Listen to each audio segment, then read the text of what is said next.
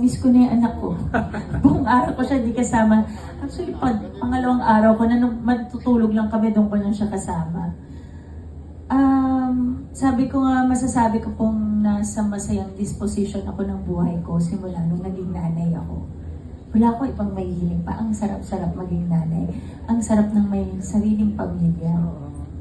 Ang sarap na asawa na ako, may anak ako. Ayun, ang sarap. Ngayon, ang buhay ko po ngayon ay someone someday, Maria at bilang isang asawa. Ganon. Ganon yung buhay ko ngayon. Isang project lang yung ginagawa ko kasi gusto ko yung ibang araw ko ay nakalaan pa rin sa aking pamilya. So, follow-up na lang, Madge. Nagpaplano na ba kayo na sundan o magkaroon ng baby number 2 na? Baka po next year na. Wow. Kasi may someone someday pa. Oo. But hopefully, po. Sana. Thank Ibigay you. ni Lord, di ba? Yes, yes.